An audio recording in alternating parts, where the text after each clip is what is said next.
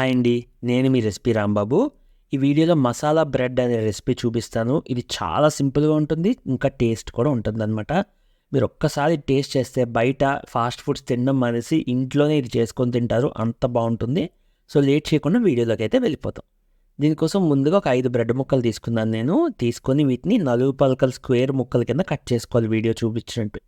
Friends, channel first time చూస్తున్న వాళ్ళు channel subscribe చేసుకొని చూడండి. మాలాంటి చిన్న యూట్యూబర్స్కి చాలా కాంపిటీషన్లో సర్వైవ్ అవ్వాలి అంటే మీలాంటి వాళ్ళు సబ్స్క్రైబ్స్ మాత్రం చాలా ఇంపార్టెంట్. ఇలా చిన్న చిన్న ముక్కలు కట్ చేసుకున్నాం కదా.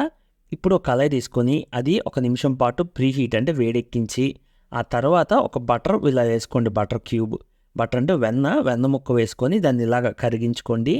దీంట్లోకి 10 వెల్లుల్లి రెమ్మలు ఇలా చిన్న ముక్కల కింద కట్ చేసి వేసుకోండి. వెల్లుల్లి రెమ్మలు తొక్కలు తీసేసి చిన్న చిన్న ముక్కలు వీడియోలో చూపించినట్టు కట్ చేసి వేసి దాన్ని 1 నిమిషం పాటు ఇలా కలుపుతూ వేపండి.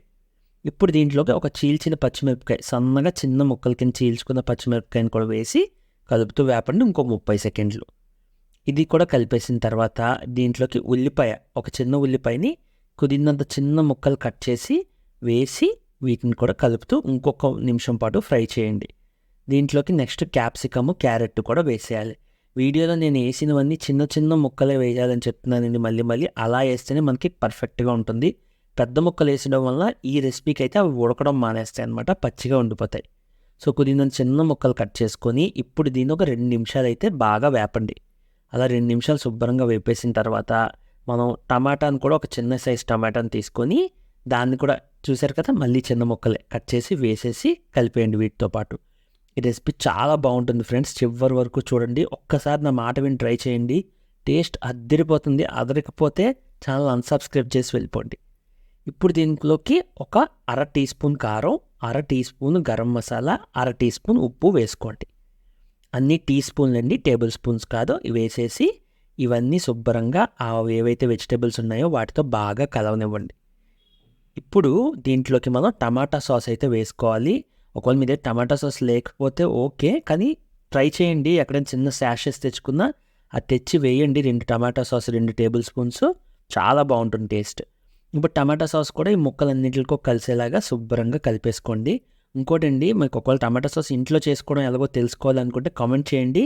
ఒక 50 మెంబర్స్ ఓకే అని చెప్తే నేనేమో అది కూడా రెసిపీ చూపిస్తాను అనమాట, టమాటా సాస్ ఇంట్లో ఎలా చేసుకోవాలో. ఇప్పుడు టేస్ట్ చూసుకొని ఉప్పు ఒకసారి అడ్జస్ట్ చేసుకొని ఇప్పుడు ఇంకొకసారి ఇలా కలుపుకుంటూ ఇంకొక 2 నిమిషాలు ఫ్రై అవ్వనివ్వండి. అప్పుడే సాస్ కూడా ముక్కలన్నిటికి బాగా పడుతుందన్నమాట. ఫ్రెండ్స్, వీడియో ఇక్కడ దాకా నచ్చినా, చివరి వరకు చూసాక నచ్చినా ఒక్క లైక్ చేసి వెళ్ళండి. మళ్ళీ అడుగుతున్నాను ఏమనుకోకండి. చిన్న యూట్యూబర్స్ కదా, మీ సపోర్ట్ ఉంటేనే గ్రో అవుతుంది ఛానల్. లేకపోతే మాకు అస్సలు గ్రోతే రాదు, వ్యూస్ కూడా రావన్నమాట. సో, నచ్చితే ఒక లైక్ చేయండి. ఇప్పుడు మనం కట్ చేసి పెట్టుకున్నాం కదా బ్రెడ్, ఆ బ్రెడ్ ముక్కలన్నీ వేసేసి ఇప్పుడు ఆ వెజిటేబుల్స్తోని ఆ టమాటా సాస్ ఇవన్నీ పట్టేలాగా కలుపుకుంటూ ఇలాగా ఫ్రై చేసుకోండి. ప్రాసెస్ అంతా మనం లో ఫ్లేమ్లో చేయాలండి. ఇక్కడి నుంచి మీరు స్టార్టింగ్ వెజిటేబుల్స్ ఫ్రై చేసినప్పుడంతా హై ఫ్లేమ్ లేదా మీడియం ఫ్లేమ్ వరకు ఓకే. సేఫర్ సైడ్ మీడియం ఫ్లేమే పెట్టుకోండి మీరైతే ఫస్ట్ టైం చేస్తారు కాబట్టి. కానీ బ్రెడ్ వేసిన తర్వాత లో ఫ్లేమ్లోకి మార్చి ఇలా కలుపుతూ మీకు 2 నుంచి 3 నిమిషాలు పడుతుంది. ఇలా కలుపుతూ బ్రెడ్ కూడా లైట్గా ఫ్రై అవుతూ అలాగే ఆ మసాలా అన్నీ పట్టేలా కలుపుకోవాలి. ఇప్పుడు దీంట్లో కొంచెం కొత్తిమీర వేసేసి ఇంకొక నిమిషం పాటు కలిపేశారంటే మీరు దించేసి సర్వ్ చేసుకొని తినేయచ్చు.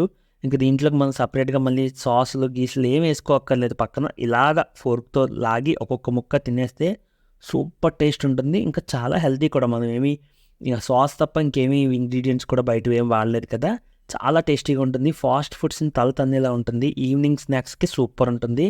వీడియోస్ ఇంకా ఇలాంటివి చాలా చేస్తానండి. అలాగే non veg, veg, restaurant style డిష్లు కూడా చేసి పెట్టాను ఛానల్లో. అవి కూడా చూడండి. నచ్చితే మాత్రం ఛానల్ సబ్స్క్రైబ్ చేసుకోండి. చిన్న యూట్యూబర్ నన్ను అన్నిసార్లు చెప్తున్నాను కదా, నిజంగానే చిన్న యూట్యూబర్ని, కానీ చాలా ఎఫర్ట్స్ పెడుతున్నాను. మీ సపోర్ట్ ఉంటే మాత్రం channel growth the. Me recipe Rambabu.